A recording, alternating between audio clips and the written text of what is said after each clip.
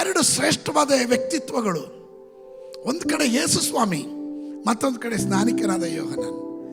ಯೋಹನಾನ್ ಯೇಸು ಸ್ವಾಮಿಗೆ ದಾರಿ ಸಿದ್ಧ ಮಾಡಕ್ ಬಂದವನು, ಮುಂದಾಳುವಾಗಿ ಹೋಗುವವನು, ಫಾರಿನರ್. ಅವನು ಮುಂದೆ ಹೋಗಿ ದಾರಿ ಸಿದ್ಧ ಮಾಡುವವನು. ಅವನು ಹೇಳ್ತಾನೆ, ಹೀಗೋ ದೇವರು ನೇಮಿಸಿರುವ, ಯಜ್ಞಕ್ಕೆ ನೇಮಿಸಿರುವ ಕುರಿಯಾದಾತನು. ಯೇಸು ಸ್ವಾಮಿ ಯೋಹನನ್ನ ನೋಡಿ ಹೇಳ್ತಾನೆ, ಸ್ತ್ರೀಯರಲ್ಲಿ ಹುಟ್ಟಿದ್ರಲ್ಲಿ ಯೋಹನಾನಿಗಿಂತ ದೊಡ್ಡವರಿಲ್ಲ. ಯೋಹನಾನ್ ಹೇಳ್ತಾನೆ, ಸ್ವಾಮಿ ನಿನ್ನಿಂದ ದೀಕ್ಷಾಸ್ನಾನ ಹೊಂದಬೇಕಾದದ್ದು ಅದು ಮಾನ್ಯವಾದದ್ದು, ಅದು ಯೋಗ್ಯವಾದದ್ದು.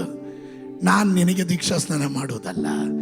ಯೇಸು ಸ್ವಾಮಿ ಹೇಳ್ತಾರೆ, ಸದ್ಯಕ್ಕೆ ಈಗ ಒಪ್ಪಿಕೋ, ಹೀಗೆ ಎಲ್ಲ ನೀತಿ ನೆರವೇರಲಿ.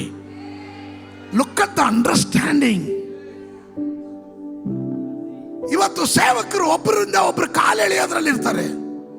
ಒಬ್ಬ ಬೆಳೆದು ಬಂದ್ರೆ ಸಾಕು, ಇನ್ನೊಬ್ಬನ ಹೆಂಗಾದ್ರೂ ಅವನ ಕುಡಿನ ಕಟ್ ಮಾಡಿಬಿಡ್ಬೇಕು, ಅವನ ಮೇಲೆ ಏನಾದ್ರೂ ಆಪಾದನೆ ಹಾಕ್ಬೇಕು, ಅವನ ಮೇಲೆ ಸುಳ್ಳು ಪ್ರಚಾರ ಮಾಡಬೇಕು, ಅವನು ಯಾರು ಅಂಗೀಕರಿಸಬಾರದು.